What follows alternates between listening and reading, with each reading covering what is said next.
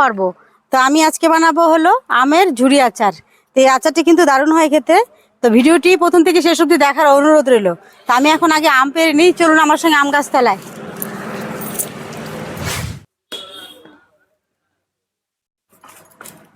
এ বাবা, সব ফেটে যাচ্ছে। একবারে পড়ে না কেন রে?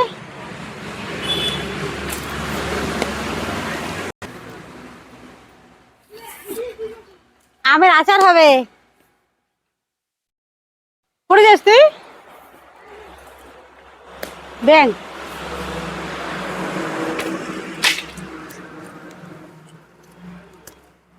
তো বন্ধুরা দেখুন, অনেকগুলো আম পেড়ে নিয়েছি। আমগুলো পরে ফেটে ফেটে গেল। নমস্কার বন্ধুরা, আমার আরেকটি নতুন ভিডিওতে সকলকে স্বাগত। তো আমি সবকিছু গুছিয়ে নিয়ে চলে এসেছি আবার রান্নাঘরে। তো আজকে আমি রান্না করব হলো আমের আচার, আমের ঝুড়ি আচার। তো আমের সিজনে একটু আমের আচার না করলেই হয় না। তো যাই হোক, এই গরমের সময় ভাতের সাথে ডালের সাথে একটু আমের আচার কিন্তু বেশ জমে যায়। তো আমি দেখুন, আমি গাছ থেকে আম পেড়ে নিয়ে এসেছি। আপনারা দেখলেন আমি কতগুলো আম পেড়েছি। তো এই আমগুলোকে প্রথমে আমি কেটে নেব। তো ভিডিওটি প্রথম থেকে শেষ অবধি আপনাদের দেখার অনুরোধ রইল, আমি কি করে আমের আচারটি বানাচ্ছি। তো বন্ধুরা বেশি কথা না বলে চলুন ভিডিওটি শুরু করি। আমগুলোকে আমি ভালো করে ধুয়ে তারপরে আমি আমের খোসাগুলোকে ছাড়িয়ে কেটে নেব। আমি 5টা বড় বড় আম নিয়ে নিয়েছি। তো আমি এই 5টা আমেরই বানাবো আজকে। আমগুলোকে ভালো করে ধুয়ে নিয়েছি।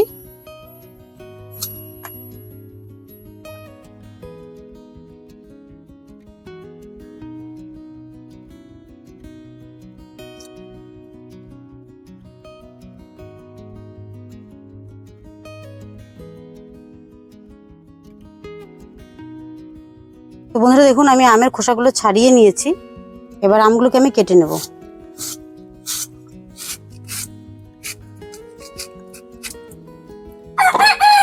আমগুলোকে এভাবে পাতলা পাতলা করে কেটে নিলাম। তারপরে এভাবে একদম আলু ভাজার মতন করে ঝিরিঝিরি করে কেটে নেব। এই দেখুন কত সুন্দর হয়েছে। এভাবে আমি সবগুলো আম কেটে নেব।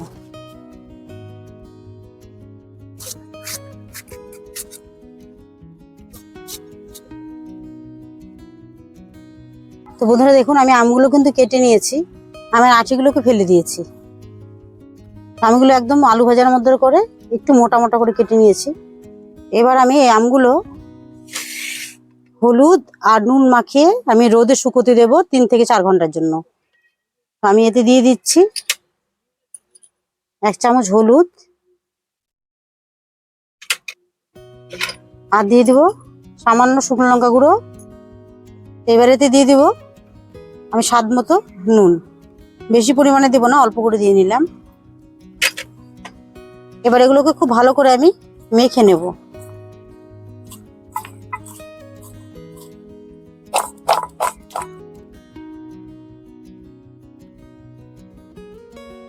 তো বন্ধুরা এই মাখানো আমগুলো আমি 2 থেকে 3 ঘন্টার জন্য আমি রোদে শুকোতে দেব, তারপরে কিন্তু আমি আচারটা বানাবো। তো বন্ধুরা দেখুন, আমি উনান জ্বালিয়ে দিয়েছি, আমি কড়াইটা বসিয়ে দিচ্ছি। তো এই আচারটা বানানোর জন্য আমার একটা মশলা দরকার। তো সেই মশলাটাকে আমি প্রথমে বানিয়ে নেব। তো কড়াইটা গরম হয়ে গেছে। এবার আমি এতে দিয়ে দিচ্ছি 2 চামচের মতো মৌরি, আর দিয়ে দিচ্ছি 1 চামচ 5 ফোড়ন, আর দিয়ে দিচ্ছি 1 চামচ জিরে। তো এগুলোকে খুব ভালো করে আমি অল্প আঁচে কিন্তু ভেজে নেব। এবার এতে দিয়ে দিব আমি 3টে গোটা শুকনো লঙ্কা। তো বন্ধুরা দেখুন, মশলাটা আমার ভাজা হয়ে গেছে। এবার আমি নামিয়ে নেব।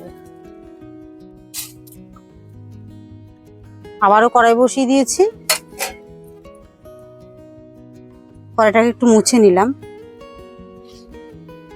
এবার আমি কড়াই দিয়ে দিব চিনি,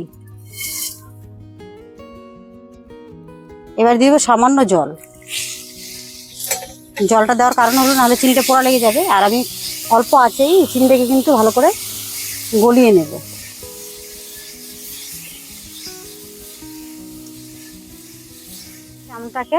আমটা দেখুন কত সুন্দর হয়েছে, একটুকু কিন্তু জল নেই। মশলাটা সমেত একদম সুন্দর শুকিয়ে গেছে। এবার আমি চিনিটা কিন্তু হালকা গলে গেছে দেখুন। এবার আমি আমগুলোকে দিয়ে দেবো।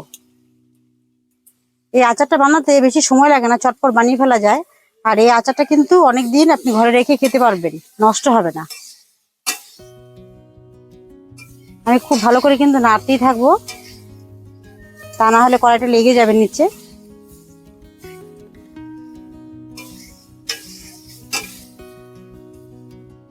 দেখুন আমগুলো দেওয়ার পর আমের থেকে কিন্তু জল বেরিয়ে এসছে আস্তে আস্তে, আর চিনিটা কিন্তু সুন্দর গলে যাচ্ছে।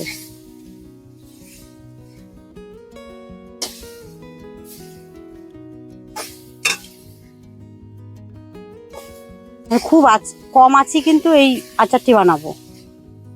বেশি আঁচ দিলে কিন্তু কড়াই নিচে লেগে যাবে আর পোড়া পোড়া একটা গন্ধ হবে।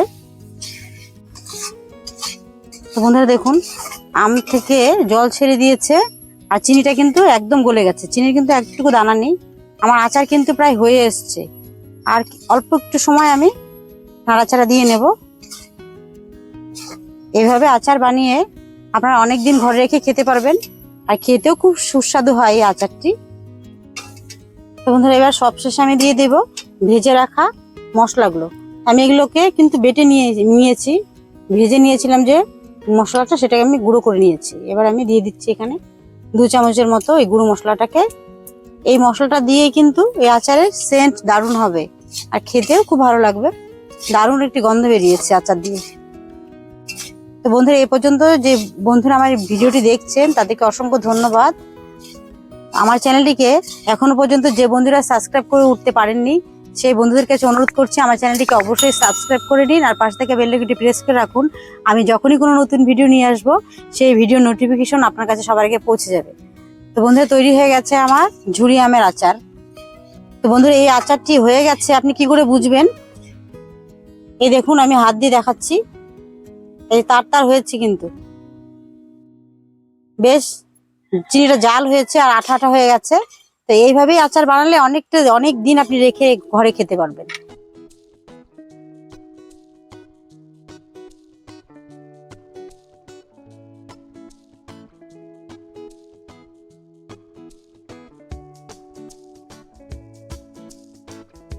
তো বন্ধুরা ভিডিওটি যদি ভালো লাগে অবশ্যই ভিডিওটি থেকে লাইক দেবেন আর রেসিপিটি অবশ্যই বাড়িতে ট্রাই করবেন। আর খেতে কেমন লাগলো কমেন্ট বক্সে অবশ্যই কমেন্ট করে জানাবেন।